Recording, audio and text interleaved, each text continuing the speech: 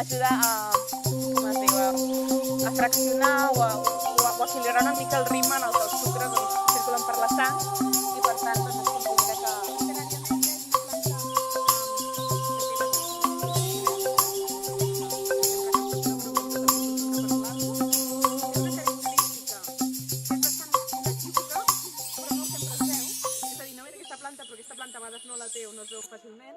que és que té, dins de la seva tija, si la mireu a contrallum... Doncs soc la Berta, és difícil resumir el que soc, no? Però sí que soc dona, soc mare, soc una mica bruixa, ho intento ser més cada dia. I bé, així a nivell laboral i no només laboral, tinc dos projectes que són Arrels Voladores i l'associació Gens, i els dos estan relacionats amb l'educació ambiental, la sensibilització ecològica, i des d'ells, doncs, bàsicament el que intento és fer totes les transformacions que jo vull fer a la meva vida, però agafar aquesta empenta una mica com més definida i més estructurada per poder anar més lluny i sobretot per poder-ho compartir i compartir aquest trajecte. That's very nice. This name, Flying Roots. I want to know more about that and about your roots and your story. How was Berta as a kid? How was her story growing up and where? Actually, the name Flying Roots it has been evolved, but it started just when I came here to live in this house, and I was 17. And it was the house that used to be my grandfather's house, and I used to come here very, very often because I'm a single mom child. So like all the time that my mom couldn't, like she had to work and many things, my granddad was very present for me, also my grandmother and many other like family members and friends, but my granddad lived here alone, and I used to come here very, very often. And I always say that we were a bit like Heidi and her grandfather, because sometimes like my grandfather with all my cousins, he has been awesome, but for other people who knew him before, he made seem like more a serious person and things like that. And with us, it was completely the opposite. And we were here in the valley with horses and dogs and nature, and it was amazing. And it had a very big emotional attachment for me, this place. So once he passed away, I decided to come here. I was a bit like taking care of the space as I could and working a lot outside. But then later I was able to work more here and have more more meaningful life connected to the place here. Yeah, the place that I moved in here, this is a valley in Alt Penedès, 1 hour from Barcelona, but it looks like we are in a completely different space. It even looks different from Penedès because it's a bit like hidden and it's more humid than the rest of the area. Oh, cookie. And yeah, so for me, Flying Roots was a bit the idea of coming back to my roots, to my family, to my ancestors, to nature, but at the same time, the flying part was just myself, my way of being, that I am. Sometimes I'm very extrovert and like to connect with other people and talk a lot and all that. I also have the introvert side. And also because before coming here, I was traveling since I was 15. And it was like a way to bring all my learnings. No serà fàcil avui, eh? A veure, ens posem així. Mira, provem una mica. And to bring, all my more flying energy and traveling energy down here. And for some time it was more through cooking, that it was the idea of cooking with, I always loved eating and therefore cooking. And the idea of cooking with very local, rooted, natural, wild materials, but also incorporating the idea of dishes and fermented things and, well, many things that I learned from the outside, from the global world. So I think you mentioned this connection to nature that you had here growing up around and visiting your grandfather. What is the role that connection with nature plays in when we talk about collective change or eco-social transition, these kind of concepts? What is the role that nature plays? I have just this feeling that when we reconnect with nature, the change just comes organically and easily. I'd like to know about your viewpoint because you're also very connected with education, environmental education, right? Yeah, I always advocate for environmental education through nature, although I understand the need to do it also from cities, because I feel that nature itself, just the fact of living in nature and living with nature, already teaches us so many things about how to take care of it and how important it is and how undeniably related to our own survival, but also our own happiness it is. So to me, it's very important to be in nature, to live in nature at least for some time. Wow!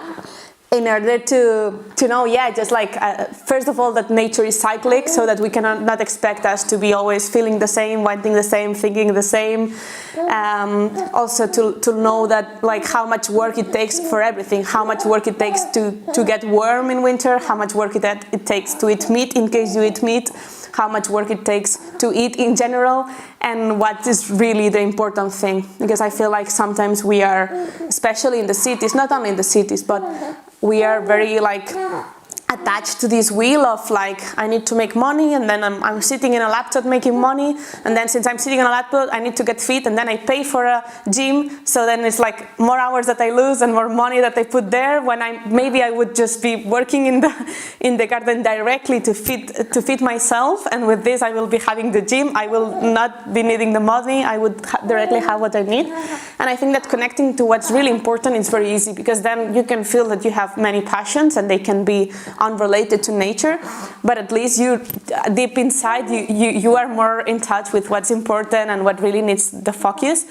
And I think that our current society has this so forgotten that it's very difficult to just understand the need to take care of nature, because we really don't understand like what's the connection between nature and us. Yeah, I think if we lose this connection with nature, things just start to, you just can feel easily lost. Were all these things you mentioned always clear for you as a teenager, or you had some process where you decided, actually this is what makes sense for me? How was it? I think I have been very lucky in that sense, because my mom, she is an aeronautical engineer, but she kind of like got separated from everything that she learned in a conventional form, because agronomic engineer has always been very connected to fertilizers and the use of things that are not so good for the earth. But she had this interest in plants and nature, and yeah, from very early age we used to go to the mountain a lot. She used to teach me about plants a lot, so I already had this learning. Yeah, I think that to be a bit like empathetic towards nature is important to leave it close to you, know. And I think in this sense I was very, very lucky. And already when I was quite young, I started like an ecological group in the school, like to try to fight for like the boys not crush the ants and in the garden, and to protect the cutting of trees and things like that. I already felt like this like rebellion thing inside me. But then obviously maybe not, but during the teenage years I was more focused on myself and all my small dramas that they taught me who I am, but that they were not related to nature at all. And then it was later when I came here that I reconnected with all that I had already from when I was a child, plus the whole experience of, I'm still not a farmer or someone who lives directly from the earth, but the fact of living in such a wild space, at the beginning I didn't have a car, or I didn't have Wi-Fi or things like that, made that connection like that you would have it, if you want it or not, you would have that connection. And then it was very easy, because like if you live in nature, when there's a drought, you are living it in your bones. We are running out of water, the horses don't have anything to drink, you are super stressed. Ever since I started living in the mountains, I hated summer because of that, because I worry about fires and all that. And on the other hand, you are happy when the earth is happy. It's like in springtime or autumn when there's like this abundance. ¿Qué? Chip. Ajá. Saps què passa? Que la mami està intentant explicar unes coses.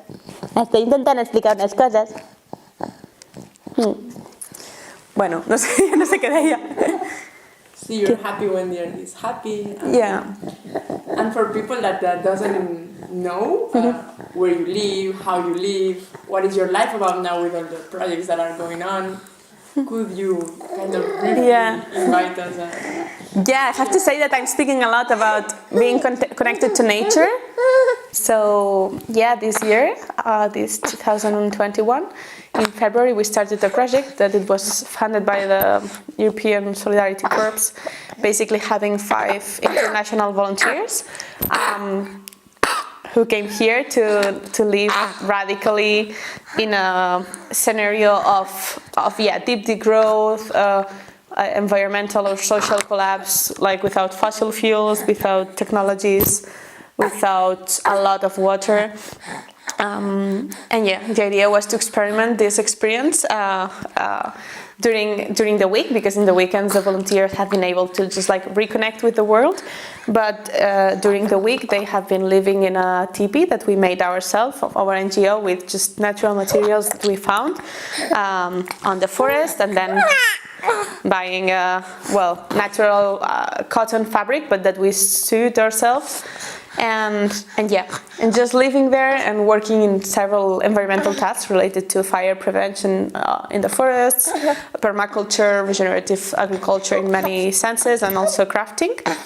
And it has been very, very interesting to see the progress of these people in terms of skills, but mainly in terms of like emotional resilience and a way to just like reorder their priorities and their motivations in life and their well-being with themselves, because it has been an occasion for them to just see how they can live with few things and how they can be, and how happiness doesn't depend on how many things you have. And it may be very cliche, but once you live it, it's very transforming. Right?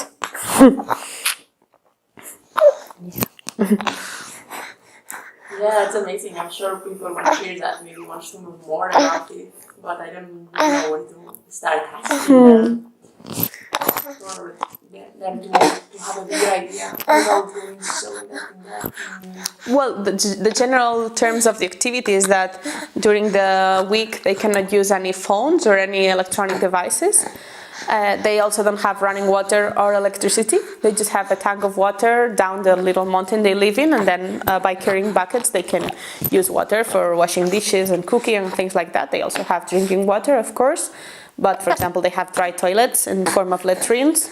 We always go to the most basic, because sometimes we feel that in the ecological world or ecological responsible world there are many things that may be very interesting, but they are not necessary sometimes, and maybe it's a nice step to take once you've taken all the steps that are important, like when it comes to self-sufficiency. But sometimes maybe it's not so important to have a fancy compost toilet when you can have a latrine, or to have, I don't know, lots of more like fancy green versions of things when you can just not use it. So it was interesting because at the beginning we didn't even have a kitchen, and it has been now after 10 months that they said,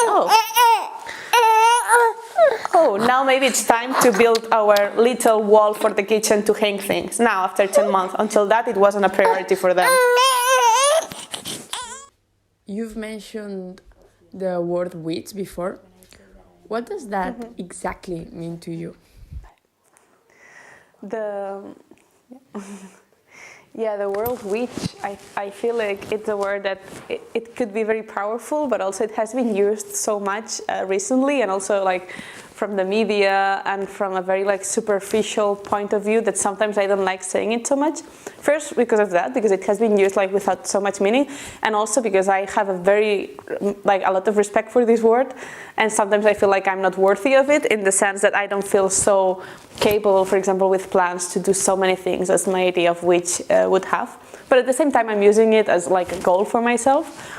And for me, witch, it means, well, first of all, the actual witch that happened in the past, that were like these women who basically knew things and were like an alternative to religion, to modern pharmacy or medicine, and basically wise women who knew stuff and generally related to knowing about plants and remedies, which I really love and I try to learn every time more and explore with. And also in the more like political view of witch, which is like someone who is normally a woman, but just someone who is doing things that may not be accepted in their time, and then they could experience some kind of persecution confusion. Obviously, I'm a very much privileged person who I'm not experiencing that in a very hard level, but I felt in different areas of my life that things that I was doing weren't so much accepted, and it was some kind of fight to be just living the way I was living. So in this sense, I also feel like the World Witch is something that resonates with me. And yeah, speaking about more how to bring the change in our lives, I don't think what I'm doing is so like unachievable, because I don't think I'm doing a specific thing. Like, it keeps changing. There are moments that I'm perfect when it comes to zero waste and eating wild, for example, and there are moments in which I'm crap at it, and there are moments in which I'm doing many things theoretically perfect, but then in my personal life I'm not feeling aligned. And sometimes just feeling in touch with nature, although, for example, now I'm not physically doing so much in nature, to me it feels more right and more in the direction of actual change. So it keeps changing, and that means that for me and for people, the best thing that you can do in order to be more caring about the earth is to first realize that caring about the earth is caring for yourself. And then the most in touch you are with nature and with the earth, the most easily you will realize that. And therefore it will be more easy to start making the steps that you feel that may be the ones for you. It may start more with reducing waste, with changing your diet. It may start with the kind of jobs that you want to be, or just the kind of speech that you want to have with people, the kind of attitude you want to have with people, the kind of things that you want to dedicate time to. And it can take many forms. I think the important thing is to be open, to be conscious and aware of the impact that you're having with the earth, and therefore with yourself, with your health, with your emotional health, and with your economy, with your time and everything. And then from that to just be able to say like, okay, that is like the impact I'm having right now. I want to go there, and I will take these steps. And if now I cannot do this step, I take one step back, and then I take another one or another one in a different direction. And to find this balance between consciousness and not blaming yourself, and also the balance between being committed to your cause and also doing this self-care thing, to just like, okay, everything feels apocalyptical right now, but it's very important to just keep this light inside of you. It might sound very woohoo, but it is important. And then to know what brings me this light. And for me, in moments that I'm feeling very overwhelmed by all the situation in the world, environmentally speaking, but also politically, economically, and socially, normally going back to the earth, but also going back to the little tribe of the people that I feel connected with and that we share the same values, it's a very good place to just re-nourish and find again this like strength to fight or not fight, or build what you want to build. Yeah. That's amazing. I wanted to ask you about your practices and about how community could help you with this, and you just said it. So I don't know, I feel very satisfied. I don't know if there is something that you'd also like to share that you feel it was ignored during the interview, but for me you appear, you perfectly portrayed. I think an interesting thing to reflect on is the fact of depending on someone or relying on someone, that we have been recently in this like capitalistic, individualist, like globalized world, to be like, the more independent I am, the better I can live. And it's interesting because in some way it resonates and some other it doesn't, because in the practice that individuality doesn't mean that you're individual. It means just that you don't depend on people, and you depend on people actually, but people that you're not seeing and that are being oppressed by your way of life, and that you depend on money, and that you depend on a job, and that you depend on a government and on a boss and all that, no? And I think that something very interesting is to just don't feel like being vulnerable or depending or relying on someone is bad, but just say like, okay, but to see how empowering it is to choose who you want to depend on. And because we will always depend on someone. It may be money, it may be people, it may be a boss, or it may be just your neighbor. And the moment that you choose that and you say, okay, I want to depend on my neighbor who makes the cheese that I will be eating, and I want to depend on my partner because they will support me emotionally, not base my whole emotional structure, I want to depend on the earth, but I don't want to depend on someone that I cannot see, because then I cannot be responsible on how I'm affecting it. It's very interesting, and in this sense is where community and the tribe take place. It's like, okay, I choose to depend on you, and you will depend on me, and we'll take care of each other in this sense. And yeah, that's basically it. Perfect. Yeah, I really like this. Last time.